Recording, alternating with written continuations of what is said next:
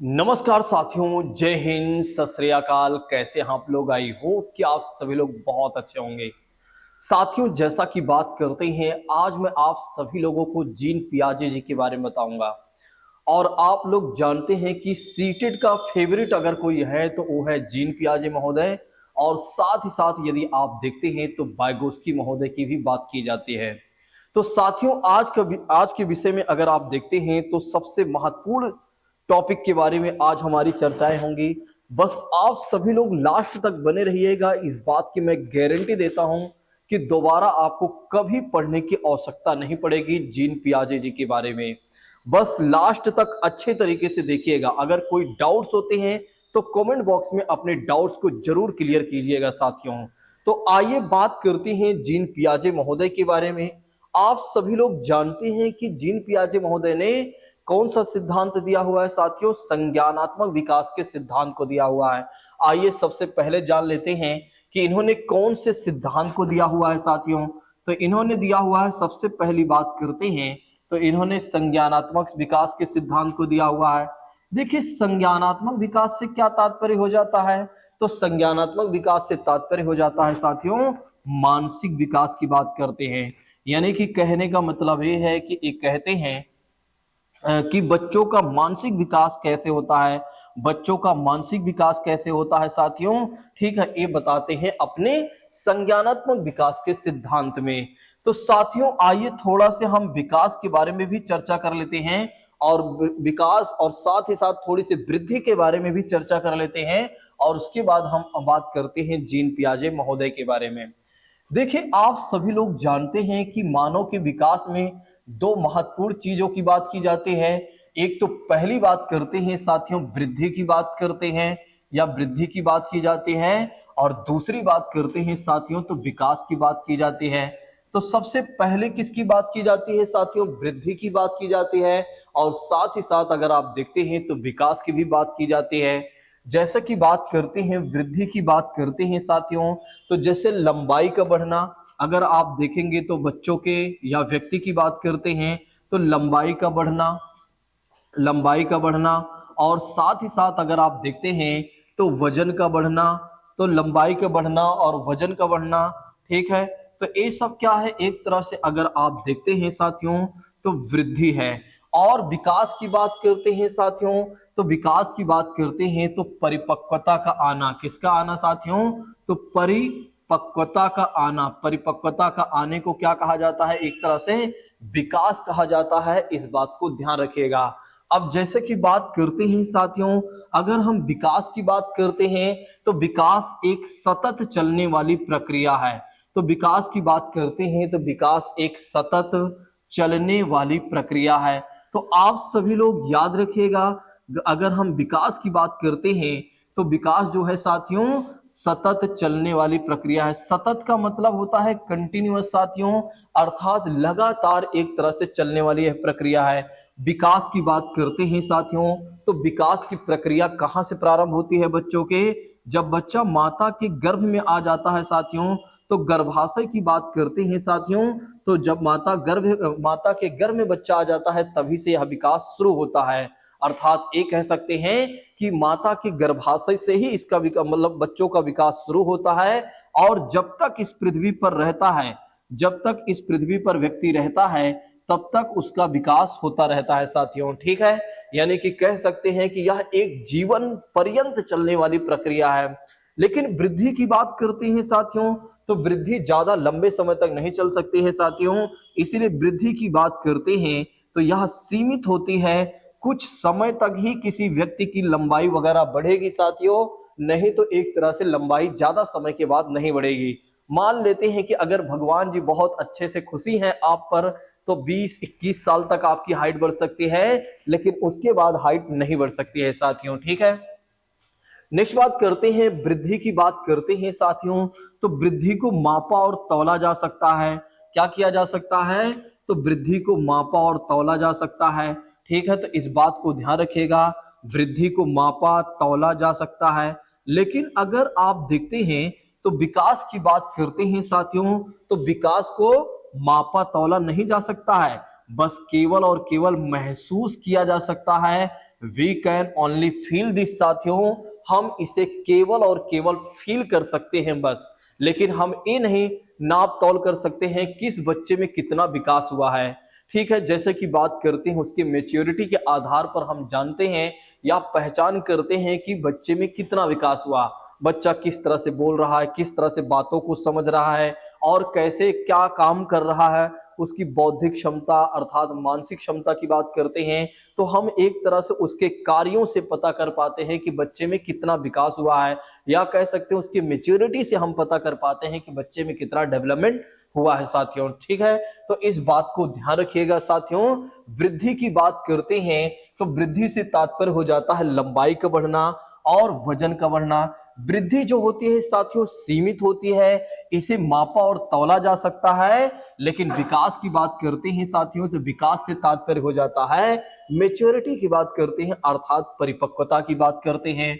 विकास जो है साथियों सतत चलने वाली प्रक्रिया है, और यह प्रक्रिया कहां से प्रारंभ होती है तो माता के गर्भ से साथियों। तो यह प्रक्रिया प्रारंभ होती है माता के गर्भ से, और जब तक व्यक्ति इस पृथ्वी पर अवतरित रहेगा साथियों तब तक उसका एक तरह से विकास होता रहेगा साथियों। और अगर आप देखते हैं तो विकास को केवल और केवल महसूस किया जा सकता है, लेकिन अभी तक कोई ऐसी मशीन नहीं है साथियों, कोई ऐसी मशीन नहीं है साथियों कि हम ये माप तौल कर सकें कि बच्चे में कितना विकास हुआ है। नेक्स्ट बात करते हैं कि वृद्धि की बात करते हैं साथियों, तो वृद्धि जो होती है वो मात्रात्मक होती है। तो वृद्धि जो होती है मात्रात्मक होती है, लेकिन अगर आप देखते हैं तो विकास जो होता है मात्रात्मक के साथ साथ गुणात्मक भी होती है साथियों। तो मात्रात्मक के साथ साथ अगर आप देखते हैं तो गुणात्मक भी होती है। मात्रात्मक का मतलब हो जाता है जहां पर अगर आप देखते हैं साथियों जैसे लंबाई को बढ़ना एक इंच 2 इंच 3 इंच इस तरह से बढ़ती है, इसलिए इसे क्या कहा जा रहा है मात्रात्मक कहा जा रहा है। और गुणात्मक से तात्पर्य हो जाता है जैसे बच्चों के नैतिक गुणों का विकास होता है, ठीक है, उनके गुणों का जो विकास होता है साथियों उसे गुणात्मक की बात करते हैं। तो आप सभी लोग याद रखेगा कि मात्रात्मक और गुणात्मक क्या होता है विकास होता है। अच्छा, इस बात को भी गौर करिएगा ये जो वृद्धि है ना, ये जो वृद्धि है ना साथियों ये विकास का ही एक हिस्सा है या एक पार्ट है साथियों। तो विकास का पार्ट क्या है साथियों, तो विकास का ही क्या है एक तरह से अगर आप देखते हैं, एक मिनट, विकास का ही एक तरह से एक भाग है साथियों, इस बात को भी ध्यान रखेगा। ठीक है, तो जैसा कि बात करते हैं साथियों मैंने आप सभी लोगों को वृद्धि और विकास के बारे में समझा दिया है। अच्छा, इस बात को और भी गौर करिएगा साथियों, कई बार बहुत सारे लोग सोचते हैं कि अगर किसी बच्चे की वृद्धि हो गई अर्थात लंबाई बढ़ गई तो इसका मतलब उसका विकास भी हो गया होगा। नहीं, ऐसा नहीं है। अगर किसी की लंबाई बढ़ जाती है तो उसका विकास भी हो गया होगा साथियों। कई बार आपने देखा होगा कि जैसे कि बात करते हैं कुछ बच्चे अपने उम्र से ज्यादा बढ़ जाते हैं, उनकी हाइट वेट बहुत ज्यादा हो जाता है, लेकिन क्या होता है उनमें बुद्धि उतनी ही पाई जाती है, मतलब उतनी क्या उससे भी थोड़ी बहुत कहीं ना कहीं कम पाई जाती है। कई बार ऐसा देखा जाता है साथियों। दूसरी बात करते हैं, और ऐसा भी नहीं है कि अगर किसी की वृद्धि नहीं हो रही है अर्थात किसी की लंबाई नहीं बढ़ रही है तो इसका मतलब विकास नहीं होगा। ठीक है, चाहे लंबाई बढ़े या ना बढ़े लेकिन विकास तो होगा साथियों, इस बात को भी ध्यान रखिएगा। ठीक है, अच्छा, विकास हमेशा चलेगा, सब में चलेगा, ऐसा कोई प्राणी नहीं है जिसमें विकास नहीं होगा। बस ये है कि किसी में थोड़ा जल्दी, किसी में देर, किसी में समय से, बस ऐसे ही होगा बस, बाकी विकास हमेशा चलेगा और सब में चलेगा, इस बात को ध्यान रखिएगा। ठीक है, तो साथियों जैसा कि बात करते हैं मैंने आप सभी लोगों को वृद्धि और विकास के बारे में बहुत बेहतर तरीके से बता दिया है। आइए अब हम अपने सिद्धांत पर चलते हैं और जीन पियाजे जी के बारे में समझने का प्रयास करते हैं। आखिर जीन पियाजे महोदय ने कौन से सिद्धांत को दिया हुआ है। तो जीन पियाजे महोदय की बात करते हैं साथियों तो इन्होंने संज्ञानात्मक विकास के सिद्धांत को दिया हुआ है, अर्थात मानसिक विकास की एक बात करते हैं कि बच्चों में कैसे मानसिक विकास होती है, कैसे मानसिक विकास होता है साथियों। इनके सिद्धांत में हम जानेंगे कि आखिर जीन पियाजे का सिद्धांत है क्या, जीन पियाजे के सिद्धांत के 4 चरण कौन कौन से हैं साथियों। उसके बाद अगर आप देखेंगे तो जीन पियाजे ने कितनी अवस्थाएं बताई हैं वही बातें हैं। और जीन पियाजे के अनुसार बच्चे भाषा कैसे सीखते हैं साथियों, ये सारी बातें हम एक तरह से बात करेंगे। चलिए आगे बढ़ते हैं और एक एक चीजों को समझने का प्रयास करते हैं। मैंने आपको स्टार्टिंग में ही बताया था कि जीन पियाजे महोदय ने संज्ञानात्मक विकास के सिद्धांत को दिया है, जिसे अंग्रेजी में कहा जाता है कॉग्निटिव डेवलपमेंट कहा जाता है। क्या कहा जाता है? कॉग्निटिव डेवलपमेंट कहा जाता है साथियों। अच्छा, अगर आप देखते हैं तो एक कहाँ के निवासी थे? तो ये स्विट्जरलैंड के निवासी थे साथियों। इस बात को भी ध्यान रखिएगा। कई बार बड़ा साधारण प्रश्न हमारे एग्जामिनेशन में बन जाता है और पूछा जाता है कि महोदय ये बता दीजिए कि आखिर एक कहाँ के निवासी थे। अच्छा, ऐसे प्रश्न आपको यूपी टेट या स्टेट के टेट में ज्यादा देखने को मिलेगा, लेकिन आप जानते हैं कि सीटेट ऐसे प्रश्न नहीं उठाता है, क्योंकि सीटेट जानता है कि बच्चों वाला खेल नहीं खेलना है। ठीक है, तो जीन पियाजे महोदय कहाँ के निवासी थे? तो स्विट्जरलैंड के निवासी थे साथियों। अच्छा, इनकी बात करते हैं तो इन्हें विकासात्मक मनोविज्ञान का जनक भी कहा जाता है। तो इन्हें विकासात्मक मनोविज्ञान का जनक भी कहा जाता है। तो कभी प्रश्न बने कि महोदय ये बता दीजिए कि विकासात्मक मनोविज्ञान का जनक किसे कहा जाता है, तो आप सभी लोग बताएंगे कि विकासात्मक मनोविज्ञान का जनक कहा जाता है साथियों जीन पियाजे महोदय को। ठीक है, नेक्स्ट बात करते हैं, आखिर एक कहते क्या है? बच्चों के विकास के संदर्भ में, या बच्चों में बौद्धिक विकास कैसे होता है, या उनका संज्ञानात्मक विकास कैसे होता है, या कब होता है, ठीक है, और किस अवस्था में कितना होता है, इस बात को लेकर अगर आप देखते हैं साथियों तो एक क्या कहते हैं, आइए समझने का प्रयास करते हैं। एक कहते हैं कि विकास मुख्यतः भीतर से होता है, जबकि वाइगोस्की महोदय कहते हैं कि बच्चों का जो विकास होता है साथियों वो बाह्य कारक से होता है। जैसा कि बात करते हैं संस्कृत की बात करते हैं और लोग की बात करते हैं, और लोग में जैसे आ जाते हैं माता पिता और देखभाल करने वाले साथी की बात करते हैं साथियों। इस बात को ध्यान रखिएगा। तो कभी अगर आपके एग्जामिनेशन में प्रश्न ए बन जाए कि महोदय ए बता दीजिए जीन पियाजे महोदय का मानना क्या था, तो आप सभी लोग बताएंगे जीन पियाजे महोदय का मानना था कि विकास मुख्यतः भीतर से होता है। बिल्कुल सही बात है, इनकी भी बात बिल्कुल सही है साथियों कि विकास जो होता है साथियों कहीं ना कहीं वो इंटरनल होता है साथियों, यानी कि भीतर से होता है। और वाइगोस्की महोदय कहते हैं कि देखिए जो बच्चों में विकास होता है वो देखा जाए तो बाह्य कारक अर्थात बाहरी से होता है साथियों, यानी कि जो बाहर के लोग हैं साथियों कह सकते हैं उनकी सहायता से होता है। देखिए मुख्यतः भीतर से तात्पर्य हो जाता है, इनका मानना है कि बच्चे का विकास जो होता है या संज्ञानात्मक विकास जो होता है साथियों, बच्चा खुद एक तरह से सक्रिय होकर सीखता है, या खुद सक्रिय होकर सीखता है, जिससे भीतर से इन्होंने थोड़ा बहुत बताया, मतलब थोड़ा बहुत क्या, तो जिसकी वजह से इन्होंने ये बातें कही है साथियों। ठीक है, बाकी आगे हम और अच्छे से जानेंगे।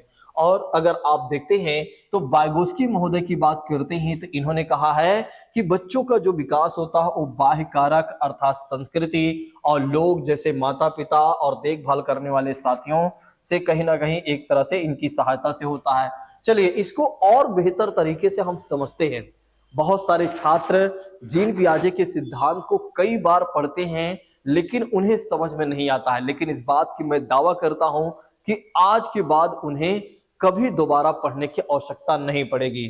देखिए एक कहते हैं कि अगर आप देखते हैं तो जो बच्चे होते हैं वो छोटे वैज्ञानिक की तरह होते हैं साथियों। कैसे होते हैं? छोटे वैज्ञानिक की तरह होते हैं। इनका मानना था कि बच्चे सीखने की प्रक्रिया में सक्रिय भूमिका निभाते हैं। ध्यान रखिएगा, एक कहते हैं कि जो बच्चे सीखते हैं साथियों वो खुद एक्टिव होकर सीखते हैं, यानी कि सक्रिय होकर सीखते हैं। अर्थात ये कह सकते हैं कि बच्चों को खुद सीखने के लिए, मतलब जब बच्चे सीखते हैं किसी चीज को तो यहाँ पर ना किसी व्यक्ति की आवश्यकता है, जैसे कि ना टीचर ना समाज ना किसी की आवश्यकता नहीं है इनका मानना है, बल्कि बच्चा खुद समाज या एक तरह से एनवायरनमेंट में सक्रिय होकर खुद से क्या करता है, सीखता है और खुद से चीजों के बारे में जानता है साथियों। तो कई बार हमारे एग्जामिनेशन में प्रश्न ए बन जाता है कि महोदय ये बता दीजिए कि आखिर बच्चों का विकास कैसे होता है जीन पियाजे महोदय के अनुसार। तो आप लोग बताएंगे कि बच्चा खुद सक्रिय होकर सीखता है, और इसीलिए इन्होंने कहा कि बच्चा एक छोटा वैज्ञानिक है साथियों। और वैज्ञानिक का काम क्या होता है? खोज करना। आप सोचिए, चलो अबे छोटा वैज्ञानिक आप छोड़िए, वैसे वैज्ञानिक को समझिए। देखिए जो वैज्ञानिक होते हैं वे क्या करते हैं, तमाम तरह की चीजों को क्या करते हैं, रिसर्च करते रहते हैं, खोज करते रहते हैं, और उसी में एक्सपेरिमेंट करते रहते हैं, और उसी में क्या होता है, धीरे धीरे सीखते जाते हैं और नया नया इनोवेशन करते जाते हैं। उसी तरह से अगर बच्चों की बात करते हैं, जब बच्चा समाज में जन्म लेता है, ठीक है, तो या एनवायरमेंट में जन्म लेता है साथियों, तो उससे कुछ भी नहीं पता होता है। लेकिन धीरे धीरे क्या होता है कि एक तरह से अगर आप देखते हैं तो खुद सक्रिय होकर घूमता जा, मतलब अपने एनवायरमेंट में जाता है और बहुत सारी चीजों को सीखता जाता है, मतलब जानकारी हासिल करता जाता है और सीखता जाता है साथियों। जैसे बच्चे को पहली बार कुत्ता, बिल्ली, भैंस, गाय, इन सब चीजों के बारे में नहीं पता होता है, लेकिन धीरे धीरे वो सक्रिय होकर मतलब सीखता है, सक्रिय होकर जानने का प्रयास करता है और सीखता जाता है साथियों।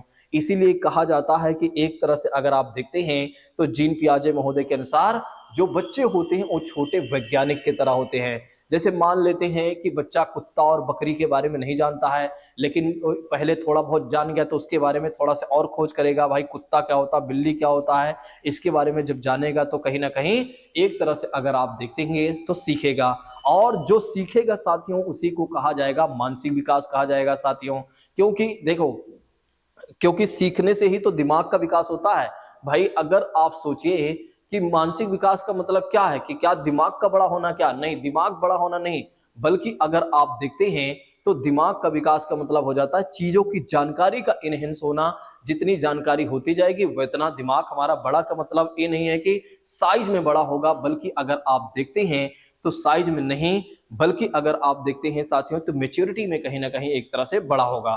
ठीक है, चलिए नेक्स्ट बात करते हैं, संज्ञानात्मक विकास का मतलब क्या हो जाता है।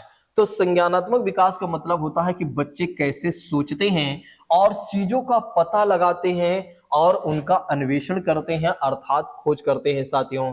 तो संज्ञानात्मक विकास का तात्पर्य क्या हो जाता है कि बच्चे कैसे सोचते हैं और चीजों का पता लगाते हैं और उनका क्या करते हैं, अन्वेषण करते हैं। तो आप सभी लोग याद रखिएगा, जीन पियाजे महोदय ने बच्चे को क्या कहा है, छोटे वैज्ञानिक कहा या छोटा वैज्ञानिक कहा है साथियों।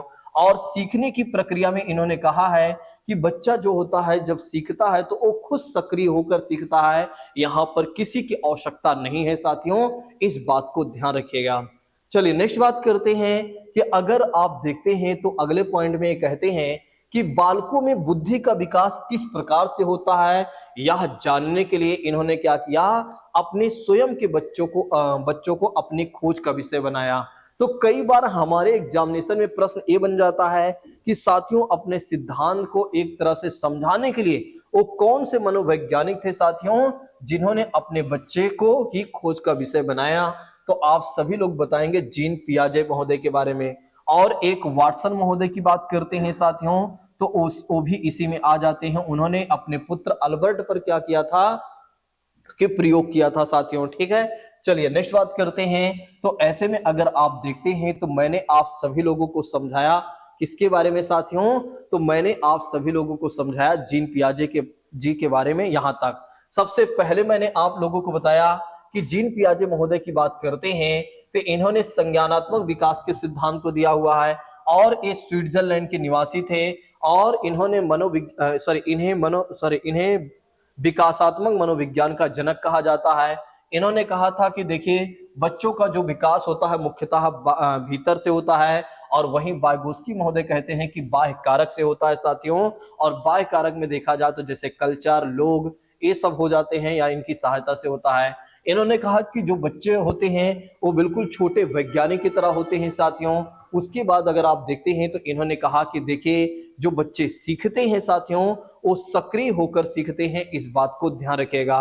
और संज्ञानात्मक विकास से तात्पर्य हो जाता है बच्चे सोचते कैसे हैं और चीजों का पता कैसे लगाते हैं और उनका अन्वेषण कैसे करते हैं साथियों, इस बात को ध्यान रखिएगा।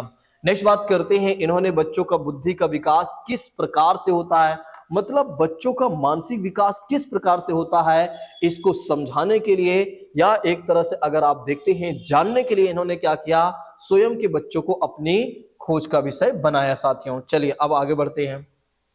नेक्स्ट बात करते हैं कि बच्चों में दुनिया के बारे में समझ विकसित करने की क्षमता पैदा हो जाती है और अब वातावरण के अनुसार स्वयं को ढालते हैं साथियों।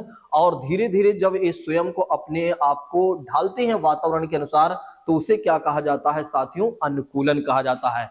तो ये वाला पॉइंट हमारे एग्जाम में पूछा जाता है या कई बार इस पॉइंट से क्वेश्चन बन जाता है कि आखिर अनुकूलन किसे कहा जाता है। तो आप सभी लोग याद रखिएगा, जब व्यक्ति या बच्चे की बात करते हैं वातावरण के अनुसार अपने आप को ढालेगा तो उसे क्या कहा जाएगा साथियों, अनुकूलन कहा जाएगा। क्या कहा जाएगा, उसे अनुकूलन कहा जाएगा अर्थात एडॉप्टेशन कहा जाएगा। नेक्स्ट बात करते हैं, अगर आप देखते हैं तो संज्ञानात्मक विकास जो होता है साथियों वो शैशवावस्था से ही प्रारंभ होता है और जीवन पर्यंत तक चलता रहता है साथियों।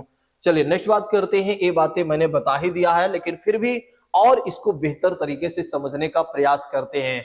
तो जीन पियाजे महोदय अपने सिद्धांत में कहते हैं कि बच्चे सक्रिय ज्ञान के निर्माता तथा वे नन्हा वैज्ञानिक हैं जो संसार के बारे में अपने सिद्धांतों की रचना करते हैं। बिल्कुल सही बात है। देखिए जैसे जैसे क्या होता है कि बच्चे का कार्य क्षेत्र बढ़ता जाता है जा साथियों, वैसे वैसे वो जानकारी हासिल करते जाता है और अपने हिसाब से सिद्धांतों का निर्माण करते जाता है साथियों। जैसे वो बिल्ला कह रहा हूं, जैसे वो बिल्ली और क्या नाम होता है, बकरी और गाय भैंस, ठीक है, ये तमाम तरह के जानवर या पशु पक्षी को देखता है तो उसको वो क्या करता है कि अपने हिसाब से क्या करता है, अपने सिद्धांतों की रचना करता है। जैसे ऐसे मान लेते हैं उसने क्या किया, कुत्ते के बच्चे को देखा साथियों और उसमें देखा कि इसके 4 पैर हैं, इसकी 1 पूंछ है, 2 कान है, ठीक है, तो ये क्या हो गया, कुत्ता हो गया। उसी तरह से अगर दूसरा कोई जानवर देख गया तो उसको भी क्या समझ लेता है कि वो भी कुत्ता है, ठीक है। लेकिन बाद में जब उसे पता चलता है साथियों तो फिर से वो क्या करता है, अपनी सोच में संशोधित कर लेता है कि नहीं अच्छा कुत्ता अलग होता है और दूसरा ये जानवर अलग होता है साथियों। तो अपने हिसाब से क्या करता जाता है बच्चा कि एक तरह से अगर आप देखते हैं तो जो चीजें जानता जाता है या सीखता जाता है उसको अपने हिसाब से सिद्धांतों की रचना करता जाता है। और जैसे जैसे क्या होता है कि वो आगे बढ़ता जाता है और उसमें जानकारी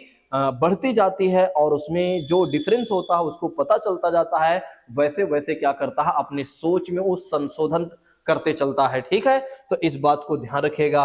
अच्छा, जीन पियाजे महोदय की बात करते हैं तो इन्होंने 4 अवस्थाएं बताई हैं साथियों और ये 4 अवस्थाएं कौन सी, अच्छा इस बात को ध्यान रखेगा। इन्होंने कहा है कि देखिए हर एक अवस्था में बच्चे का जो विकास होगा वो मतलब अगर देखा जाए तो उस अवस्था में उतना ही होगा, उससे ज्यादा नहीं होगा, ठीक है। जैसे बहुत सारे क्या कहते हैं कि अगर किसी को एनवायरनमेंट दिया जाए या किसी को एक्स्ट्रा एक तरह से हेल्प किया जाए तो उन बच्चों का विकास जो होगा एक तरह से क्षमता से ज्यादा हो सकता है। लेकिन इनका मानना है कि एक उम्र में उतना ही विकास होगा, इस बात को ध्यान रखिएगा, ठीक है। जैसे संवेदी पेशी अवस्था में जितना विकास होना है उतना ही होगा, उससे ज्यादा नहीं होगा, ठीक है। दूसरी बात करते हैं पूर्व संक्रियात्मक अवस्था की बात करते हैं।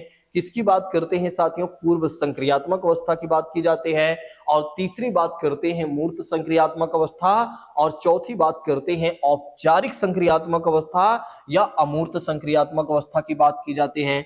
किसकी बात की जाती है साथियों, तो अमूर्त संक्रियात्मक अवस्था। अच्छा, मूर्त संक्रियात्मक अवस्था को ही अगर आप देखेंगे तो इसे ठोस संक्रियात्मक अवस्था के नाम से भी जाना जाता है।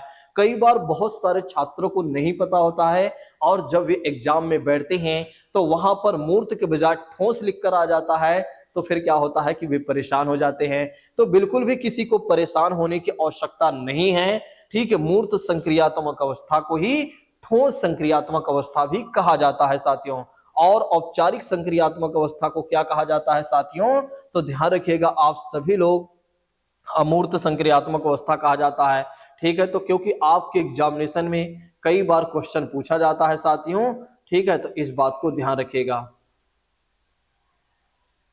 चलिए अभी हम इन अवस्थाओं के बारे में जानेंगे और बेहतर तरीके से, लेकिन कुछ शब्दावलियां हैं, आइए इन शब्दावलियां पर हम पहले डिस्कशन कर लेते हैं क्योंकि आप जानते हैं कि शब्दावलियों से क्वेश्चन पूछा जाता है साथियों, ठीक है, तो चलिए अब हम कुछ शब्दावलियां अर्थात कुछ कॉन्सेप्ट के बारे में जान लेते हैं। बात करते हैं साथियों संगठन के बारे में अर्थात ऑर्गेनाइजेशन के बारे में। स्कीमाओं को पुनर्व्यवस्थित करना और उन्हें स्कीमाओं के साथ जोड़ने को ही क्या कहा जाता है साथियों? संगठन कहा जाता है। अब मैं आपको समझाने वाला हूं स्कीमा क्या होता है। बहुत सारे छात्र ऐसे हैं जिन्हें स्कीमा के बारे में नहीं पता होता है, लेकिन इसको ध्यान रखिएगा, स्कीमाओं को पुनर्व्यवस्थित करना साथियों, यानी कि जो दिमाग में चीजें आई हुई हैं उसे अगर देखा जाए तो दोबारा एक तरह से उसमें संशोधित करना या उसको दोबारा व्यवस्थित करना, उसे क्या कहा गया है, या स्कीमाओं से जोड़ने, मतलब जो चीजें नहीं जुड़ रही हैं उसे क्या कहा जाता है साथियों? संगठन कहा जा रहा है। ठीक है, चलिए अब मैं आप लोगों को पहले समझा देता हूं स्कीमा के बारे में, क्योंकि जब स्कीमा समझ में आ जाएगा तभी आपको समझ में आ जाए, तभी आप समझ पाएंगे। एक तरह से अगर आप देखते हैं तो संगठन समझ पाएंगे। देखिए जो स्कीमा है साथियों ना, एक अमूर्त अवधारणा है।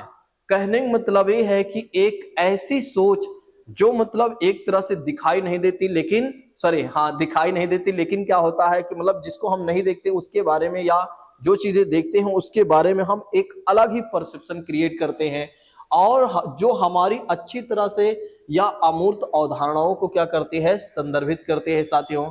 जैसे अभी मैं आपको समझाऊंगा, चिंता मत करिए। जैसे जैसे अनुभव घटित होते हैं, नई नई जानकारी प्रस्तुत होती जाती है, नई स्कीमाएं विकसित होती जाती है, और पुरानी स्कीमाओं में क्या होता है? परिवर्तन होता जाता है, संशोधन होते जाता है साथियों।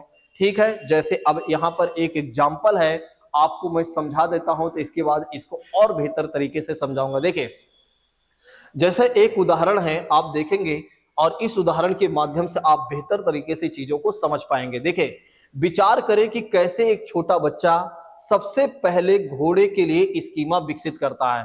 मतलब एक छोटा बच्चा है, सबसे पहले उसे घोड़े के बारे में जानकारी आती है, तो अपने अंदर एक अवधारणा बना लिया, एक सोच विकसित कर लिया, किसके बारे में? घोड़ा के बारे में। तो स्कीमा का मतलब हो जाता है, एक तरह से देखा जाए तो एक सोच है।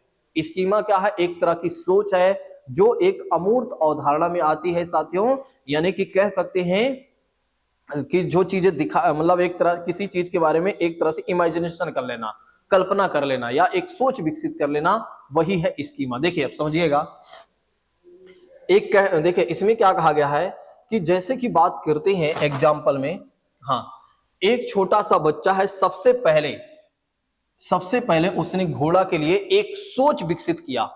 मतलब एक तरह से सोच को ही स्कीमा कहेंगे आप। ठीक है, एक सोच विकसित कर लिया है, और वो जानता है कि घोड़ा बड़ा होता है, उसके बाल, 4 पैर, एक पूंछ होती है, और इसलिए जब बच्चा पहली बार गाय का सामना करता है तो वह शुरू में उसे भी क्या कह देता है? घोड़ा कह देता है। क्योंकि जो विशेषता अगर आप देखते हैं, या जो विशेषताएं घोड़े में देखने को मिल रही है, वही विशेषताएं अगर आप देखते हैं साथियों तो गाय में भी देखने को मिल रही है। क्योंकि आखिरकार घोड़े की विशेषताओं के लिए उसकी स्कीमा के साथ बिल्कुल अगर आप देखते हैं तो फिट बैठ रही थी साथियों। क्योंकि घोड़ा में जो विशेषता देखने को मिल रही है, वही विशेषता अगर आप देखते हैं यहाँ, अगर गाय को मैं वो लगा देता, ब्लैक ही लगा देता, गाय वाला जो चित्र है, तो बिल्कुल घोड़े के जैसे ही बच्चे के हिसाब से सोच में फिट बैठती। बच्चे ने क्या किया?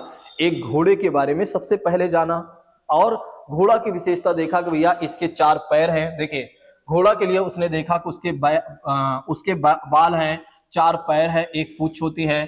और जब वो पहली बार क्या करता है? गाय का सामना करता है, तो शुरू में क्या होता है? उसे घोड़ा कह देता है। ठीक है, उसके बाद क्या होता है कि क्यों ऐसा कहा बच्चे ने? क्योंकि घोड़े की विशेषताओं के लिए उसकी स्कीमा के साथ अगर आप देखते हैं तो वो फिट पा रही थी गाय वाली बातें। और यह एक बड़ा जानवर है, बच्चे ने कहा यह एक बड़ा जानवर है, इसके भी बाल है, 4 पैर है, एक पुच्छ है। ठीक है, और आगे चलकर क्या हुआ? एक बार जब बच्चे को बताया जाता है कि गाय नामक एक अलग जानवर है, और घोड़े के लिए अपनी मौजूद, देखिए घोड़ा एक अलग है, तो उसने क्या किया? जो अपनी सोच थी, जो उसकी स्कीमा थी, उसमें उसने क्या किया? संशोधित किया, और गाय के लिए अलग सोच बना ली और घोड़े के लिए एक अलग सोच बना ली। समझ में आया? स्कीमा का मतलब होता है, या सोच का, स्कीमा को सोच कह दीजिए।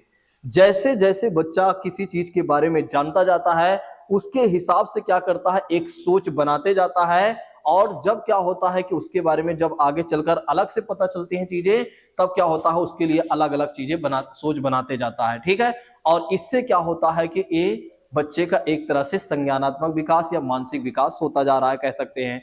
ठीक है, क्योंकि अलग अलग चीजों के लिए अलग अलग सोच बनाते जा रहा है। फिर पहले तो किसी चीज के लिए एक जैसे सोच बना रहा है, फिर जब अलग अलग पता चला तो अलग अलग हिसाब से सोच बनाया। फिर उसमें जितना कुल मिलाकर चीजें बढ़ती जाएंगी उसके हिसाब से सोच बनती जाएंगी। ठीक है, और जब बच्चे की सोच बनती जाएंगी तो इससे ही कहीं ना कहीं एक क्या हो रहा है, बच्चे का मानसिक विकास ही तो हो रहा है। तो एक क्या हो रहा है, बच्चे का मानसिक विकास ही हो रहा है साथियों। ठीक है, इसी को मानसिक विकास कहा जाएगा और कुछ भी नहीं है।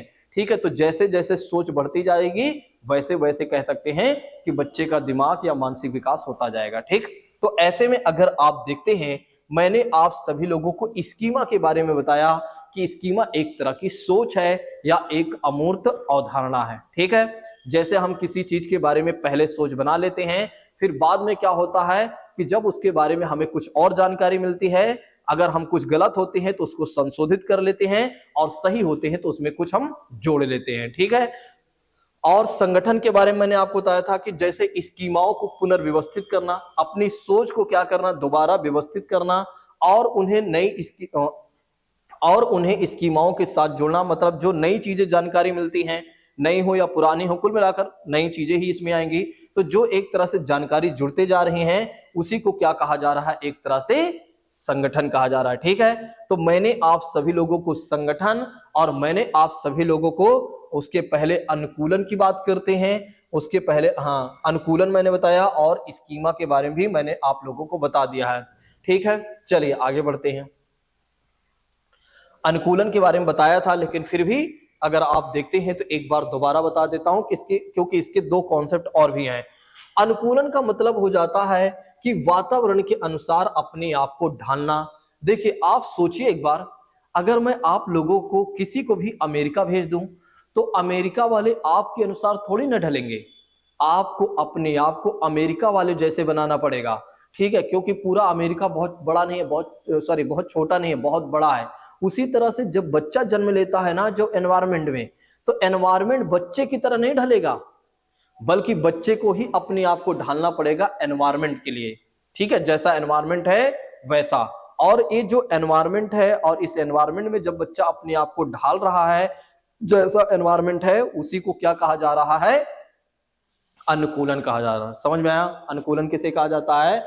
और अनुकूलन की बात करते हैं तो इस प्रक्रिया को दो भागों में बांटा गया है। कितने भागों में बांटा गया है? दो भागों में बांटा गया है।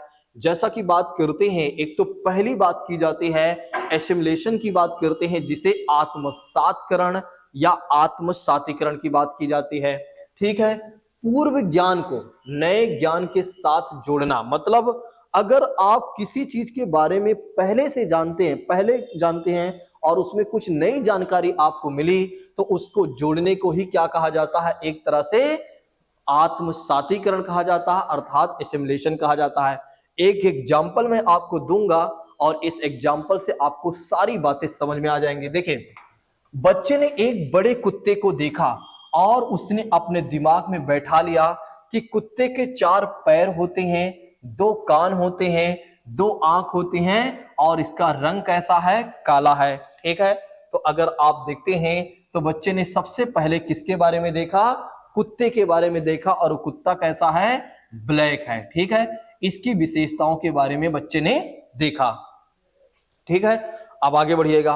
उसके बाद बच्चे की बात करते हैं तो बच्चे ने फिर क्या किया, दूसरा कुत्ता देखा। फिर बच्चे ने क्या किया कि दूसरा कुत्ता देखा, ये देख सकते हैं। ठीक है, इस तरह का दूसरा कुत्ता बच्चा देखता है। ठीक है, अब दूसरा कुत्ता बच्चा जब देखता है तो बच्चे ने यहां पर भैया दिमाग लगाया। दिमाग ये लगाया कि इस कुत्ते के भी 4 पैर हैं, 2 कान हैं, 2 आंख हैं, बस इसका केवल और केवल कलर जो है वो अलग है, बस अर्थात कलर अर्थात रंग की बात करते हैं वो सफेद है। तो बच्चे ने अपने पूर्व ज्ञान को नए ज्ञान के साथ मर्ज कर दिया और पूर्व ज्ञान इसका क्या था, ब्लैक कुत्ता, और नया ज्ञान इसका क्या हुआ, व्हाइट कुत्ता। तो ऐसी को क्या कहा जा रहा है, आत्मसातीकरण या आत्मसातकरण या एसिमिलेशन। ठीक है, जैसे मान लेते हैं कि आपको पहले किसी ने बताया था कि भाई हर राज्य की राजधानी होती है, और आपको किसी ने बताया उत्तर प्रदेश की राजधानी लखनऊ है। ठीक है, आगे चलकर आप मध्य प्रदेश गए और मध्य प्रदेश में भी किसी ने कहा कि मध्य प्रदेश की राजधानी भोपाल है, या एक तरह से आपको किसी तरह से पता चला, तो आपका पूर्व ज्ञान क्या था कि उत्तर प्रदेश मतलब जो राज्य होते हैं उसकी राजधानी होती है, और दूसरे राज्य में जब गए तो आपको पता चला अच्छा इसकी भी राजधानी होती है, तो ये क्या हो गया, आपका आत्मसातीकरण हुआ। ठीक है, आपने क्या किया कि नई चीजों को आत्मसात कर लिया, सिंपल सी बात इतनी है। ठीक है, चलिए आगे बढ़ते हैं। सबसे पहले मैंने आप लोगों को बताया किसके बारे में, संगठन के बारे में बताया, याद कर लीजिए संगठन किसे कहा गया है। तो संगठन के बारे में मैंने आपको बताया। अब देखो कुछ शब्दावली के हिसाब से, मतलब जो इसमें लिखा गया है साइकोलॉजी भाषा में, उसके हिसाब से भी चलना पड़ेगा, क्योंकि एग्जाम में साइकोलॉजी भाषा से ही क्वेश्चन पूछे जाएंगे या पूछा जाएगा। इसलिए आप समझे किसी भी भाषा में, लेकिन याद रखना है साइकोलॉजी भाषा में ही। तो संगठन किसे कहा गया, स्कीमाओं को पुनर्व्यवस्थित करना या उन्हें स्कीमाओं से जोड़ना, उसे क्या कहा जाता है, संगठन कहा जाता है। फिर उसके बाद मैंने आपको स्कीमा के बारे में समझाया। उसके बाद अगर आप देखते हैं, ठीक है, अनुकूलन के बारे में बताया।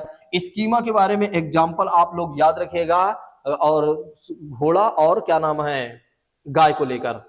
उसके बाद अनुकूलन के बारे में याद रखिएगा, आत्मसातीकरण में याद रखेंगे ब्लैक कुत्ता और व्हाइट कुत्ता। अगर एक एग्जांपल याद रखेंगे तो आपको समझ में आ जाएगा। चलिए अब हम बात करते हैं समायोजन के बारे में, अर्थात एकमेंडेशन के बारे में बात करते हैं। अच्छा, हम सभी लोग कहीं ना कहीं एक तरह से हर जगह पर तालमेल बैठाते ही हैं, तो वो जो तालमेल हम बैठाते हैं उसी को क्या कहा जाता है, समायोजन कहा जाता है। तो ध्यान रखिएगा, एनवायरनमेंट के साथ अगर आप देखते हैं तो पर्यावरण के साथ, मतलब जिस भी हम एनवायरनमेंट में जाते हैं, ठीक है, जहां भी जाते हैं वहां पर ही हम क्या करते हैं, या वहां के एनवायरनमेंट के साथ हम तालमेल बैठाते हैं, और जो हमारा एक तालमेल है उसी को एडजस्टमेंट या अकोमोडेशन या कह सकते हैं समायोजन कहा जाता है। अब एग्जाम्पल से आप लोग समझिएगा, जैसे एग्जाम्पल क्या है कि जैसे बच्चे के दिमाग में पहले से ही कुत्ते का कॉन्सेप्ट उसके दिमाग में था, पहले से ही बच्चा कुत्ता के बारे में जानता था, ठीक है, और अब उसके सामने बिल्ली आ जाती है। भैया क्या आ जाती है उसके सामने, तो पहले वो कुत्ते के बारे में जानता था, अब उसके सामने क्या होता है कि बिल्ली आ जाती है। ठीक है, उसके सामने क्या होता है कि बिल्ली आ जाती है। तो बच्चे ने देखा कि इसके भी 4 पैर हैं, 2 कान हैं, 2 आंख हैं। तो बच्चे ने क्या किया, अपने पूर्व ज्ञान में परिवर्तन किया और बिल्ली का कॉन्सेप्ट अपने दिमाग में बैठा लिया। ठीक है, तो पूर्व ज्ञान में परिवर्तन करना भी एक तरह से अगर आप देखेंगे तो समायोजन इसे कहा जा सकता है। ठीक है, तो या तो आप ऐसे याद रख लीजिए कि वातावरण के साथ या अनुसार अपने आप को तालमेल बैठाना ही वातावरण के साथ, उसे क्या कहा जाता है, समायोजन कहा जाता है। जैसे याद रखिएगा कुत्ता और बिल्ली वाला एग्जांपल, क्लियर। तो बच्चा पहले से ही क्या जानता था कुत्ते के बारे में, यानी कि इसके बारे में अपने दिमाग में पहले से ही सेट करके रखा था, और जब उसके सामने बिल्ली आ जाते हैं तो बिल्ली की भी वही विशेषता देखता है, बस थोड़ा सा एक काम किया कि अपने पहले वाले ज्ञान में जो कुत्ता के बारे में जो विशेषता जानता था उसमें थोड़ा से परिवर्तन किया और बिल्ली के बारे में फिर जान गया, और इसी को क्या किया कहा गया, एक तरह से तालमेल कहा गया, क्योंकि इधर से इधर मिला लिया तालमेल, सिंपल सी बात इतनी थी, और उसी को कहा गया समायोजन कहा गया। अब हम बात करते हैं साम्य धारण या संतुलन के बारे में।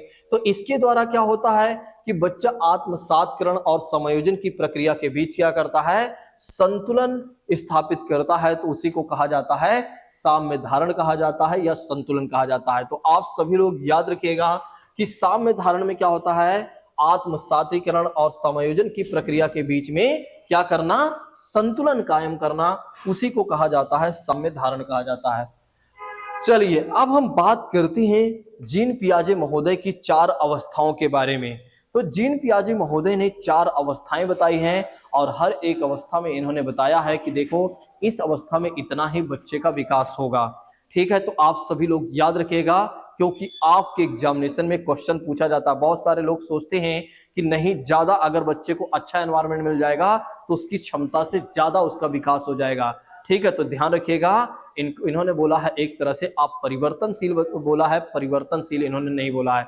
ये वाला क्वेश्चन आ चुका है कि किसका मानना है कि बच्चों के विकास परिवर्तनशील है या अपरिवर्तनशील है। तो आप सभी लोग याद रखिएगा, जीन पियाजे महोदय ने एक तरह से आप परिवर्तनशील बताया है कि मतलब जो जिस उम्र में जितना विकास होना है या जिस अवस्था में जितना विकास होना है उतना ही हो पाएगा, उससे ज्यादा नहीं हो पाएगा। ठीक है, और बाकी इनके जो आलोचक हैं जिनके बारे में हम आगे बात करेंगे, उनके आलोचक कहते हैं कि नहीं, अगर बच्चे को ज्यादा एनवायरनमेंट दिया गया या अच्छा एनवायरनमेंट ज्यादा सॉरी अगर अच्छा एनवायरनमेंट दिया गया तो फिर बच्चे में क्षमता से ज्यादा विकास हो सकता है या उसके अंदर जानकारी आ सकती है। अब ऐसे में अगर आप देखते हैं तो सबसे पहली अवस्था कौन सी है? संवेदी पेशी अवस्था की बात करते हैं, जो कि 0 से लेकर 2 वर्ष की बात की जाती है।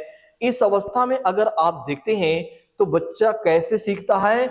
अपनी ज्ञानेंद्रियों के माध्यम से सीखता है या इंद्रियों के माध्यम से सीखता है? आंख नाक कान की बात की जाती है साथियों, आंख नाक कान की बात की जाती है, तो इसके माध्यम से क्या होता है? बच्चा सीखता है साथियों। जन्म के समय शिशु को बाह्य जगत का कोई ज्ञान नहीं होता, ये बातें बिल्कुल सही है। जब वो जन्म लेता है या उस समय की बात करते हैं तो उसे बाहरी चीजों के बारे में कुछ भी नहीं पता होता है, लेकिन आयु के साथ, आयु वृद्धि यानी कि उम्र बढ़ने के साथ साथ अपनी संवेदी अंगों यानी कि ज्ञानेंद्रियों के माध्यम से वातावरण का ज्ञान ग्रहण करता है, और इसलिए ज्ञानेंद्रियों को सीखने का द्वार भी कहा जाता है। आप सभी लोग याद रखिएगा कि ज्ञानेंद्रियों को क्या कहा जाता है? सीखने का द्वार भी कहा जाता है, क्योंकि इन्हीं ज्ञानेंद्रियों के माध्यम से बच्चा सीखता है। भाई, जो चीजें देखता है, देखने से सीखता है, कुछ चीजें सुनता है, ठीक है, उससे सीखता है। नाक की बात करते हैं, स्मेल मतलब सूंघता है, तो भैया उसे पता चलता है खुशबू वाली स्मेल कौन सी है, बदबू वाली स्मेल कौन सी है, तो उससे क्या कर रहा है? नॉलेज ही तो हासिल कर रहा है। और इसीलिए कहा जा रहा है ज्ञानेंद्रियों को सीखने का द्वार कहा जा रहा है, इस बात को ध्यान रखिएगा। नेक्स्ट बात करते हैं, शिशु वस्तु को देखकर, सुनकर, स्पर्श कर कर, सूंघकर, गंध द्वारा या स्वाद के माध्यम से क्या करता है? ज्ञान ग्रहण करता है। ठीक है, इसीलिए अभी मैंने आपको बताया था कि सीखने का द्वार क्या है? वो है ज्ञानेंद्रियां हैं। ठीक है, सीखने का द्वार क्या है? ज्ञानेंद्रियां, और इन्हीं ज्ञानेंद्रियों के माध्यम से बच्चा सीखता है। नेक्स्ट बात करते हैं, इस अवस्था में शिशु छोटे छोटे शब्द को बोलना सीखता है, और अपना पहला सार्थक शब्द बोलने में बालक को कम से कम 12 महीने का समय लगता है। कम से कम अगर आप देखते हैं तो 1 साल का समय लग जाता है। ठीक है, 12 महीना इक्वल टू 1 साल होता है ना। तो आप सभी लोग याद रखिएगा, जीन पियाजे महोदय ने कहा है कि देखिए भैया, कि बच्चे को अपने सार्थक शब्द को बोलने में कम से कम अगर देखा जाए तो 1 साल का समय लगता है, अर्थात 12 महीने का समय लगता है। इस बात को ध्यान रखिएगा। नेक्स्ट बात करते हैं, एक कहते हैं कि देखिए, जो संवेदी पेशी अवस्था होता है, जब बच्चा 0 से 2 वर्ष की अवस्था में होता है, तो अगर आप देखते हैं तो प्रारंभ में वस्तु स्थायित्व तो नहीं पाया जाता है। ठीक है, और लेकिन अगर देखा जाए तो इस अवस्था के अंत तक वस्तु स्थायित्व का भाव जागने लगता है, अर्थात छिपी हुई वस्तु को खोज करता है, इसलिए इस अवस्था को खोजी अवस्था भी कहेंगे। तो 0 से 2 वर्ष की अवस्था को खोजी अवस्था भी कह सकते हैं। देखिए, पहले अगर कोई चीजें हैं, देखिए स्टार्टिंग में क्या होता है कि कोई चीजें दिखाई गई और उसे हटा दी गई, तो बच्चा सोचेगा वो चीजें नहीं है, मतलब गायब। जो चीजें दिखी और दिखने के बाद वो गायब, तो दिमाग से भी गायब। और बाद में क्या होता है, जैसे ऐसे समझो, यहां कहने का मतलब ये है कि स्टार्टिंग में क्या होता है कि बच्चे को जो चीजें दिखाया जाता है, जब तक दिखता है तब तक उसे सही मानता है, और जब वस्तु गायब तो दिमाग से वो वस्तु गायब कि भैया वो चीजें नहीं रह गई, हमेशा के लिए वो गायब हो गई। लेकिन बाद में धीरे धीरे क्या होता है कि बच्चे को, जब बच्चे के दिमाग में वो चीजें आने लगती हैं, मतलब उसका दिमाग कह सकते हैं उसमें मेच्योरिटी आ जाती है उम्र के साथ, उम्र बढ़ने के साथ, तो फिर जब क्या होता है कि वस्तु भले गायब होगी, मान लेते हैं उसके सामने बॉल लाई गई और उसे बॉल दिखाएगा, बॉल भले गायब हो गई लेकिन उसके दिमाग में बॉल का चित्र बना हुआ है, और ये जो बॉल का चित्र बना हुआ है उसी को बोला जाता है वस्तु स्थायित्व बोला जाता है। ठीक है, ऑब्जेक्ट परमानेंस बोला जाता है। इस बात को ध्यान रखिएगा, भूलिएगा नहीं। क्या बोला जाता है, ऑब्जेक्ट परमानेंस बोला जाता है। ठीक है, कई बार हमारे एग्जामिनेशन में पूछा जाता है वस्तु स्थायित्व का मतलब क्या हो जाता है। तो कुल मिलाकर वस्तु एक बार देखें सामने, वस्तु भले गायब लेकिन दिमाग में वो रहेंगी। ठीक है, तो ये बातें याद रखिएगा, उसी को कहा जाता है वस्तु स्थायित्व। इसीलिए कहा गया कि आप भले ही किसी चीज को छिपा दीजिए, मतलब किसी चीज, जैसे बॉल है, बच्चे ने बॉल को देखा है, आप छिपा दीजिए, बच्चा उसे खोजेगा, खोजने का प्रयास करेगा, भाई वो बॉल है कहाँ। ठीक है, तो उसी को इसीलिए कहा गया, इस अवस्था को खोजी अवस्था भी कहा गया। ठीक, चलिए आगे बढ़ते हैं। अच्छा, जो ऑब्जेक्ट परमानेंस आता है वो अगर आप देखते हैं तो बच्चा जब 8 से 12 महीने के बीच में हो जाता है तब आ जाता है, लेकिन पूरी तरीके से अगर देखा जाए तो फिर क्या होता है कि एक तरह से 18 से 24 महीने में आता है। ठीक है, वस्तु स्थायित्व प्राप्त से पहले दृष्टि से ओझल तो दिमाग से ओझल। देखिए, ये वही बातें मैं बता रहा हूं, स्टार्टिंग में क्या होता है कि अगर कोई चीजें दृष्टि से ओझल, मतलब दृष्टि में नहीं, मतलब उस चीजें सामने नहीं दिखाई दे रही, तो दिमाग से भी ओझल, दिमाग से भी वो चीजें गायब। और वस्तु स्थायित्व की प्रक्रिया के बाद जब उसके अंदर एक तरह से ऑब्जेक्ट परमानेंस आ जाता है तो उसके बाद दृष्टि से ओझल लेकिन दिमाग से ओझल नहीं होगा। बस एक कॉन्सेप्ट याद रखिएगा, आपको एक तरह से समझ में आ जाएगा, मतलब ये चीजें याद रखेंगे आप लोग तो दिमाग में अगर आप देखते हैं, सॉरी एग्जाम में आप अच्छा कर सकेंगे। ठीक, तो याद रखिएगा आप सभी लोग, वस्तु स्थायित्व का जब स्टार्टिंग में बच्चे में वस्तु स्थायित्व के गुण नहीं पाए जाते हैं तब कहा जाता है दृष्टि से ओझल तो दिमाग से ओझल। ठीक है, लेकिन जब बच्चा 8 से 12 महीने के बीच में आता है तब कहीं ना कहीं एक तरह से बात की जाती है दृष्टि से भले ओझल लेकिन दिमाग से ओझल नहीं होगा, अर्थात छिपी हुई वस्तु को ढूंढने का प्रयास करेगा। चलिए आगे बढ़ते हैं। इस समय बच्चे का जो व्यवहार होता है वो अगर आप देखते हैं तो गोल ओरिएंटेड होता है। तो जीन पियाजे महोदय कहते हैं कि बच्चे का जो बिहेवियर होता है इस समय वो लक्ष्य निर्देशित व्यवहार होता है, इस बात को ध्यान रखेगा। अर्थात किसी चीज की प्राप्ति के लिए की जाने वाली अनुक्रिया या उसका क्या होता है, व्यवहार होता है। मतलब इस समय जो भी काम करता है बच्चा वो उसके लक्ष्य निर्देशित होता है, भैया ये चीजें मुझे जानना है या ये चीजें मुझे पाना है। ठीक है, तो ये बातें याद रखिएगा। और ऐसा कब कहा गया है, 0 से 2 वर्ष की अवस्था में। और अगर आप देखते हैं तो अनुकरण की बात करते हैं तो अनुकरण भी बच्चा करने लगता है इसी अवस्था में, अनुकरण के माध्यम से सीखता है, क्योंकि अनुकरण की जो प्रक्रिया प्रारंभ होती है वो देखा जाए तो 4 से 8 महीने में प्रारंभ होती है। अनुकरण का मतलब होता है नकल करना, जैसा बच्चा देखेगा वैसा करने का प्रयास करेगा या वैसा सीखेगा। कभी बच्चे के सामने आप क्या करिए, माचिस जलाइए और बच्चा देखेगा अच्छा माचिस जलाई जा रही है, और बच्चा भी क्या करेगा, जब माचिस पाएगा तो वैसा ही जलाने का प्रयास करेगा। आपने देखा होगा कि पहले क्या होता था कि कोई बीड़ी पीता था तो बीड़ी फेंक देता था, तो बच्चा जाकर उठाकर फिर से बीड़ी पीने लगता था। ये वही है, क्या है, एक तरह से नकल है, अर्थात अनुकरण है। इस बात को आप सभी लोग ध्यान रखिएगा। ठीक है, तो ऐसे में अगर आप देखते हैं, तो क्या होता है कि अगर आप देखते हैं तो मैंने आप सभी लोगों को बताया कि जीन पियाजे महोदय ने हमें बताया है कि एक तरह से संवेदी पेशी अवस्था के बारे में। इनका मानना है 0 से 2 वर्ष की अवस्था में देखा जाए तो बच्चे की बात करते हैं तो बच्चे सीखते कहते हैं अपने ज्ञानेंद्रियों के माध्यम से सीखते हैं। एक कहते हैं कि इनकी जो ज्ञानेंद्रियां हैं वही इनके सीखने के द्वार हैं। ये जो ज्ञानेंद्रियां हैं यही बच्चे के सीखने के द्वार हैं, इस बात को ध्यान रखेगा। ठीक है, इन्होंने कहा कि देखिए बच्चा जब पहली बार अपना सार्थक शब्द बोलता है तब देखा जाए तो उसे कम से कम 12 महीने का समय लग जाता है, अर्थात 1 साल का समय लग जाता है। इस बात को ध्यान रखेगा। इन्होंने कहा कि अगर देखा जाए तो स्टार्टिंग में बच्चों के अंदर एक तरह से वस्तु स्थायित्व के गुण नहीं पाए जाते हैं, लेकिन बाद में क्या हो जाता है, वस्तु स्थायित्व के गुण पा जाते हैं, अर्थात छिपी हुई वस्तुओं को भी खोज करने लगता है। और इसीलिए इस अवस्था को खोजी अवस्था कहना भी गलत नहीं है। जब बच्चे में वस्तु स्थायित्व के गुण नहीं पाया जाएगा तब अगर देखा जाए तो कॉन्सेप्ट क्या बनता है, दृष्टि से ओझल तो दिमाग से ओझल। और जब वस्तु स्थायित्व के गुण पाए जाएंगे तो दृष्टि से ओझल हो जाएगा लेकिन दिमाग से ओझल नहीं होगा वो चीज। इस बात को ध्यान रखिएगा, भूलिएगा नहीं। इस समय बच्चे का जो व्यवहार होगा वो लक्ष्य निर्देशित व्यवहार होगा, ऐसा कौन कह रहा है, तो जीन पियाजे महोदय कह रहे हैं। और इसी समय अनुकरण की भी अनुकरण के भी गुण विकसित हो जाते हैं। ठीक है, इस बात को ध्यान रखिएगा, या इसका भी विकास प्रारंभ हो जाता है। अनुकरण का मतलब होता है नकल करना, जैसा देखेगा वैसा सीखेगा। ठीक है, नेक्स्ट बात करते हैं। अब हम यहां पर एक कॉन्सेप्ट है, इसको भी जान लेते हैं। सेंट्रेशन की बात करते हैं, इस कॉन्सेप्ट को याद रखिएगा। सेंट्रेशन का मतलब होता है केंद्रीकरण। जब क्या होता है कि एक समय में किसी वस्तु की केवल एक ही विशेषता पर बच्चा ध्यान देता है या व्यक्ति ध्यान देता है, तो ऐसी प्रवृत्ति को क्या कहा जाता है? सेंट्रेशन कहा जाता है, अर्थात केंद्रीकरण कहा जाता है। तो आप सभी लोग याद रखिएगा कि सेंट्रेशन का मतलब क्या हो जाता है, केंद्रीकरण का मतलब क्या होता है। जब हम क्या करते हैं, किसी एक वस्तु, मतलब कोई वस्तु की एक ही विशेषता, मतलब कोई भी वस्तु होती है तो उसकी एक ही विशेषता पर जब हम ध्यान देते हैं, ठीक है, तो उसी को कहा जाता है सेंट्रेशन। ऐसे समझिए, मान लेते हैं बच्चे के सामने, जब बच्चे को दिया गया एक खिलौना दिया गया, और उस खिलौने की सबसे बड़ी विशेषता ये है कि वो जो खिलौना है, अगर आप देखते हैं तो वो रिमोट से चल रहा है। देखो, उस खिलौने में बहुत सारी विशेषताएं हैं, लेकिन बच्चा बहुत सारी विशेषता का नहीं ध्यान रख रहा है।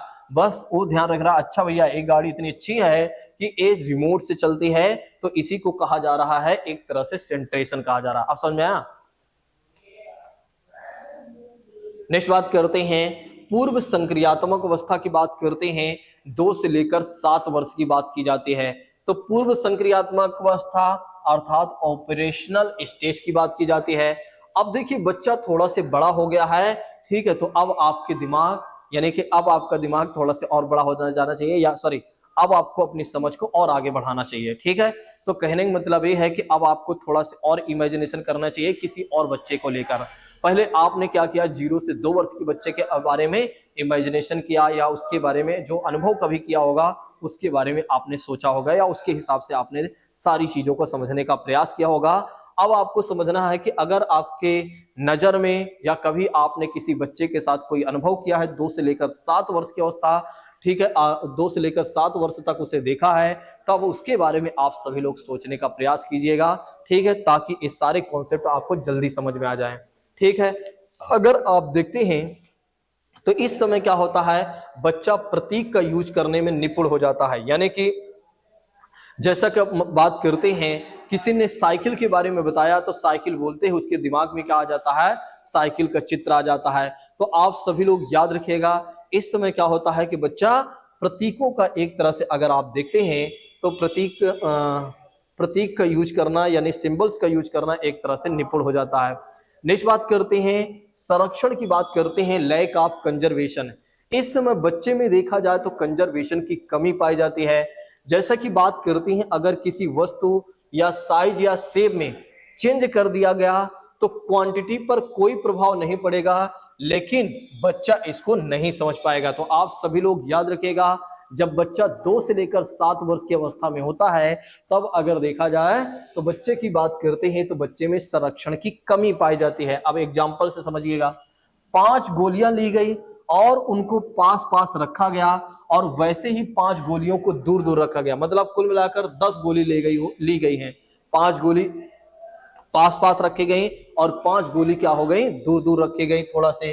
ठीक है, अब क्या हुआ कि बच्चे की बात करते हैं तो बच्चे से जब पूछा जाता है तो संरक्षण में कमी की वजह से बच्चा क्या करता है कि जो दूर दूर रखी गोलियां होती हैं, बताता है इसकी संख्या ज्यादा है, जो कम गोलियां हैं एक तरह से उसकी संख्या कम है। तो इसी को माना जाता है, या इसी को कहा जा रहा है संरक्षण की बात करते हैं। देखिए ऐसे समझिए, मान लेते हैं बच्चे के सामने 5 गोलियां रखी गई, ठीक है, पहले पास पास रख दी गई, अब उसी तरह से 5 गोलियां थोड़ा से दूर दूर रख दी गई। आपने देखा कि बस केवल और केवल क्या किया गया, थोड़ा से स्थान में परिवर्तन कर दिया गया, लेकिन बच्चा नहीं समझ पाया। ठीक है, तो ये जो बच्चा नहीं समझ पा रहा है उसी को क्या कहा जा रहा है, संरक्षण कहा जा रहा है, क्योंकि इसी को क्या कहा जा रहा है, इसमें 6 हो गए, चलो कोई नहीं 6 हो गया, अच्छा 3 2 5, ठीक है। तो अगर आप देखते हैं तो संरक्षण की कमी कब पाई जाती है, जब क्या होता है कि एक तरह से अगर आप देखते हैं पूर्व संक्रियात्मक अवस्था में बच्चा होता है, तो बताया जा रहा है कि अगर कोई वस्तु या साइज या शेप में चेंजेस कर दिया जाए, क्वांटिटी पर कोई प्रभाव नहीं पड़ता है, लेकिन बच्चा इस समय इस अवस्था में नहीं समझ पाता है। तो याद रखिएगा, जब 2 से लेकर 7 वर्ष की अवस्था में होगा तो संरक्षण की कमी पाई जाएगी। क्रमबद्धता की बात करते हैं तो क्रमबद्धता में भी कमी पाई जाती है। तो आप सभी लोग याद रखिएगा कि किसी चीज को वो सीक्वेंस से नहीं लगा पाएगा। तो इस अवस्था में सीक्वेंसता बच्चे में नहीं पाई जाती है, अर्थात वो सीक्वेंस से किसी चीज को नहीं लगा पाएगा।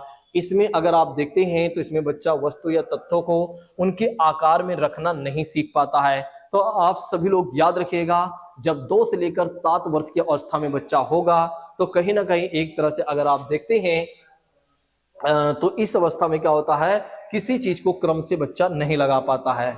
नेक्स्ट बात करता है, जैसे यहाँ पर एग्जाम्पल देखेगा, जैसे बालक यह सोचता है कि दुनिया में जो कुछ भी मौजूद है उसके लिए ही मौजूद है, ठीक है, उसके लिए ही मौजूद है और दुनिया की कुछ चीजें उसके इर्द गिर्द चक्कर लगाती हैं। जैसा कि वह तेजी से दौड़ता है तो सूर्य भी उसके साथ चलता है और चांद तारे उसी के लिए चमकते हैं। मम्मी पापा केवल उसके ही हैं और उन पर किसी अन्य का अधिकार नहीं है। लेकिन बालक का जैसे जैसे सामाजिक दायरा बढ़ता जाता है वैसे वैसे क्या होता है, आत्म केंद्रिता कम होती जाती है। देखिए, इस अवस्था में बच्चे में आत्म केंद्रिता की बात करते हैं वो ज्यादा पाई जाती है, मतलब अपनी चीजों से उसे ज्यादा लगा होता है, मतलब किसी चीज पर, अपनी चीज पर ज्यादा वो क्या होता है, केंद्रित होता है। जैसे हमारे ही मम्मी पापा हैं और किसी के नहीं है, ठीक है। उसके बाद अगर आप देखते हैं, लेकिन धीरे धीरे क्या होता है, जब वो एक तरह से समझता जाता है, उसका सामाजिक दायरा बढ़ता जाता है तो उसमें आत्म केंद्रिता कम पाई जाती है, ठीक है, क्योंकि इसकी कमी होती जाती है। वो समझता जाता है मेरे ही मम्मी पापा नहीं बल्कि मेरे घर के और भी जो मतलब भाई बहन है उनके भी मम्मी पापा हैं, ठीक है। नहीं तो बच्चा स्टार्टिंग में कहता नहीं भाई मेरे ही मम्मी पापा हैं, ठीक है, तो याद रखिएगा। और देखो, जैसे स्टार्टिंग में बच्चा जब दौड़ता है तो उसको लगता है भाई मेरे साथ सूर्य चल रहा है, बाद में वो समझ जाता है सूर्य अपने यथास्थान पर है, ठीक है, सूर्य नहीं चल रहा है, मैं ही दौड़ रहा हूँ उसके पीछे, ठीक है। चलिए आगे बढ़ते हैं। चांद तारे हमारे लिए ही नहीं है बल्कि चांद तारे जो है वो सभी के लिए चमक रहे हैं। पहले तो उसे लगता था ये सब हमारे लिए ही है, ठीक है, तो इसे माना गया आत्म केंद्रिता माना गया। इस अवस्था में आत्म केंद्रिता बच्चे में पाई जाएगी ज्यादा, लेकिन बाद में धीरे धीरे क्या होंगी, वो चीजें कम होती जाएंगी। नेक्स्ट बात करते हैं प्रतीकात्मक प्रदर्शन, जो कि मैंने पहले ही बता दिया है कि 2 से लेकर 7 वर्ष की अवस्था में देखा जाए तो फिर क्या होता है, सिंबॉलिक एक्सप्रेशन देखने को मिल जाता है। अभी बताया था ना स्टार्टिंग में, वही बातें दोबारा आ गई। इस अवस्था का बालक मानसिक निरूपण को भाषा आधारित विचारों में प्रदर्शित करता है, यानी कि उसके मस्तिष्क में किसी चीज को जो उसके इमेज बनी है वह उसको भाषा के जरिए क्या करता है, एक्सप्लेन करने लगता है, ठीक है। जिसके बारे में बच्चे के दिमाग में चित्र बना है उसके बारे में क्या होता है, भाषा के जरिए बताता है। जैसे साइकिल का चित्र बना था बच्चे के दिमाग में तो साइकिल के बारे में बच्चा बता रहा है, ठीक है। नेक्स्ट बात करते हैं, अगर आप देखते हैं तो इस समय बच्चे में जीववाद पाया जाता है, ठीक है। जीववाद का मतलब क्या हो जाता है, जब बच्चा सजीव और निर्जीव में अंतर ना कर पाए, यानी कि लिविंग और नॉन लिविंग थिंग्स में डिफरेंस ना कर पाए तो उसी को माना जाता है जीववाद माना जाता है। तो जब बच्चा 2 से लेकर 7 वर्ष की अवस्था में होता है तो कह सकते हैं कि बच्चे की बात करते हैं तो बच्चे को नहीं पता होता है सजीव और निर्जीव के बारे में, हर चलने वाली चीजों के बारे में उसको लगता है कि भैया वो क्या है, एक तरह से अगर आप देखते हैं वो क्या है, जीववाद, मतलब उसे सजीव समझता है, ठीक है। जैसे मान लेते हैं कि बच्चे को लगता है कि भाई जितने भी आदमी चलते हैं उनमें जीवन है, तो गाड़ी भी चलती है तो गाड़ी को भी जीवन, उसमें भी जीवन समझता है, बादल चलता है तो उसमें भी जीवन ही समझता है। इस बात को ध्यान रखिएगा। चलिए नेक्स्ट बात करते हैं, अहम केंद्रित अर्थात ईगोसेंट्रिक की बात करते हैं। बच्चा जब बच्चा यह सोचना शुरू कर देता है कि जो हो रहा है, जो सोच रहा है वही सब ठीक है, तो उसे को माना जाता है सेंट्रिज्म या अहम केंद्रित माना जाता है। इस बात को ध्यान रखिएगा, जब 2 से लेकर 7 वर्ष की अवस्था में होता है तो बच्चे में ये देखने को मिलता है। इस समय मुद्रा संप्रत्यय की भी कमी पाई जाती है, अर्थात दूरी, भार, ऊंचाई, क्रम के निर्धारण आदि की कॉन्सेप्ट में कमी पाई जाती है, क्योंकि किसी चीज, कौन सी चीजें कितनी दूर हैं, क्या हो रहा है, इन सब चीजों को बच्चा नहीं बता पाएगा। इस बात को ध्यान रखिएगा, भूलिएगा नहीं साथियों।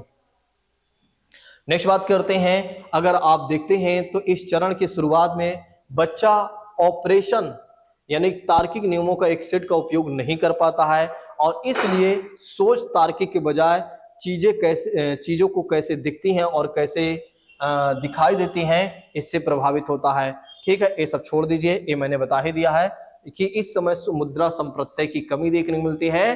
ठीक है, ये बातें याद रखिएगा, अर्थात दूरी, भार, ऊंचाई के बारे में अच्छे तरीके से नहीं बता पाएगा, कौन सी चीजें कितनी दूर है, कौन सी चीजें में कितना ज्यादा वजन है, ठीक है, या उसमें कितनी ऊंचाई है, इन चीजों में कमी देखने को बच्चे को मिलती है। चलिए नेक्स्ट बात करते हैं।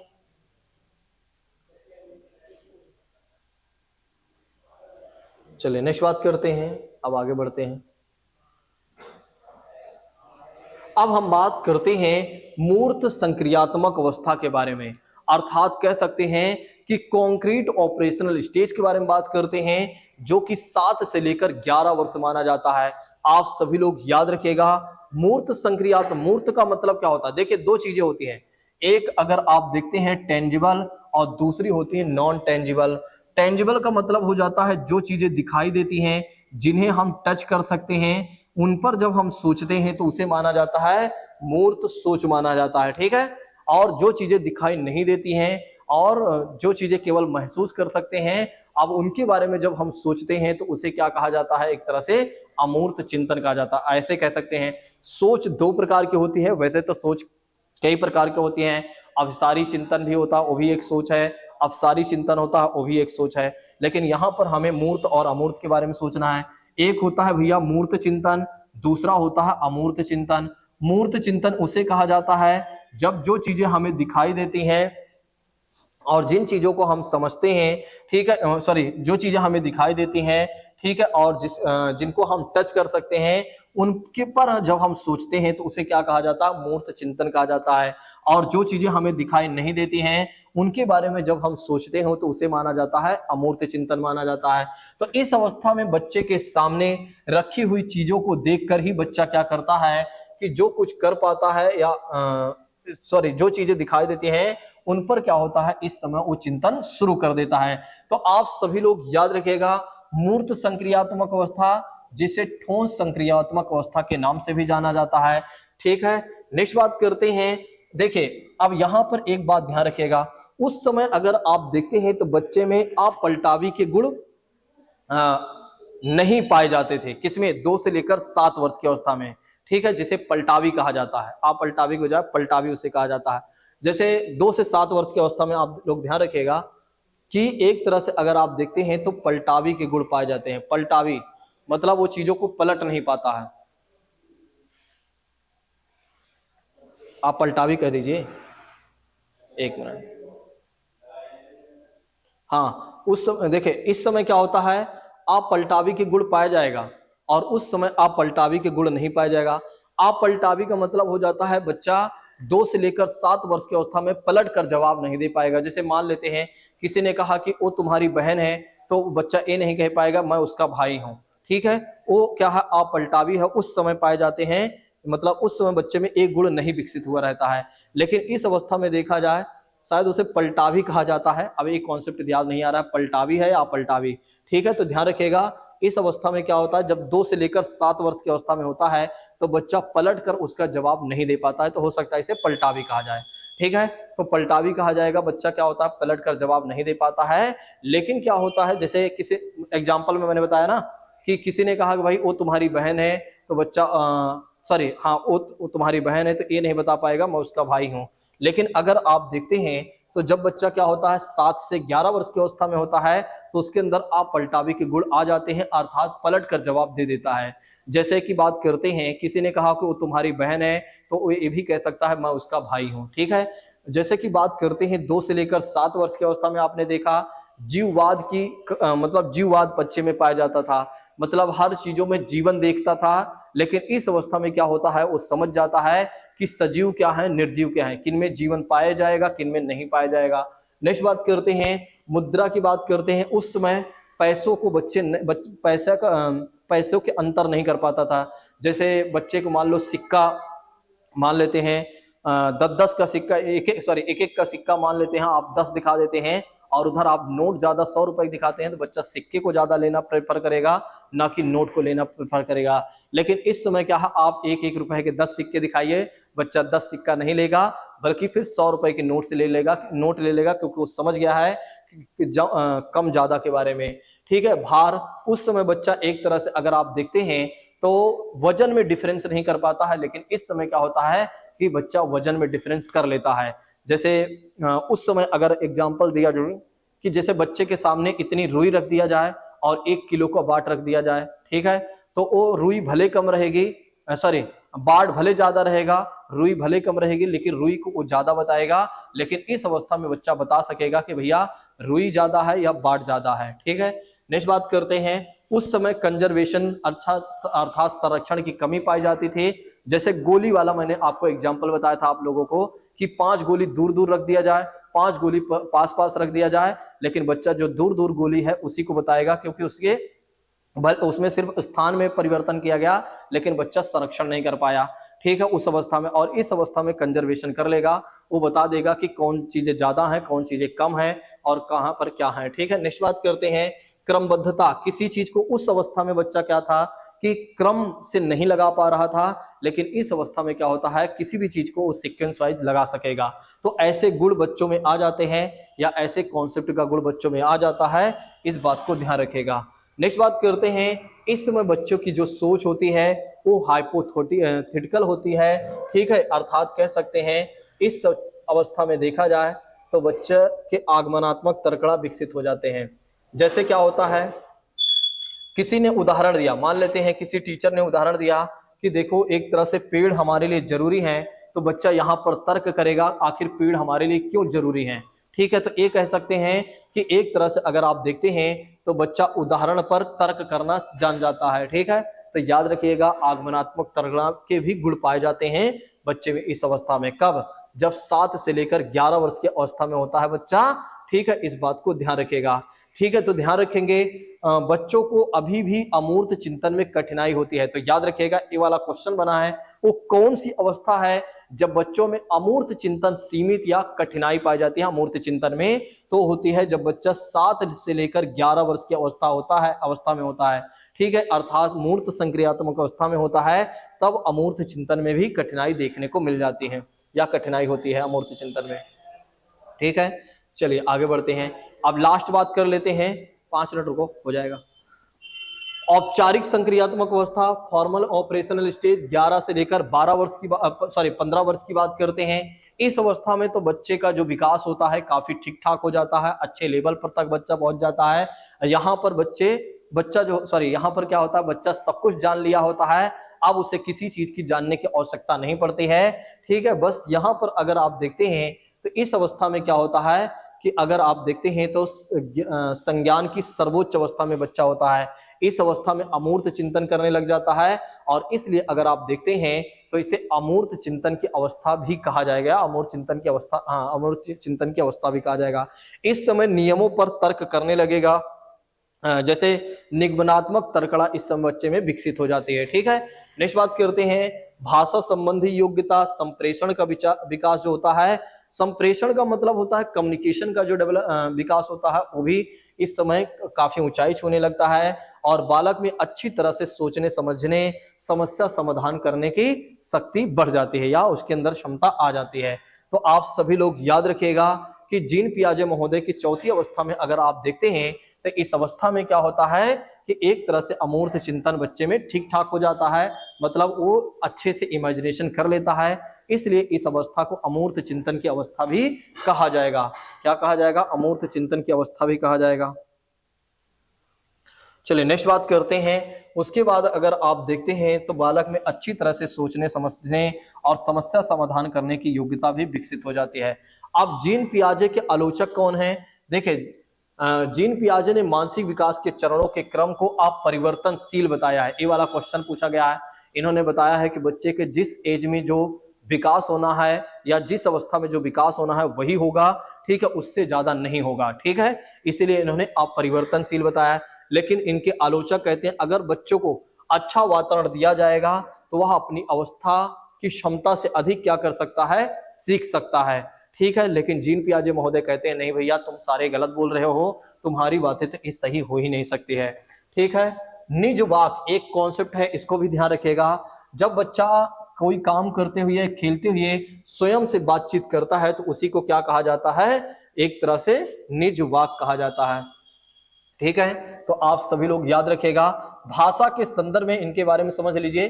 भाषा के संदर्भ में इन्होंने कहा कि बच्चों में पहले क्या होता है, विचार आता है। पहले बच्चों में क्या होता है, विचार आता है, फिर उसके बाद भाषा आती है।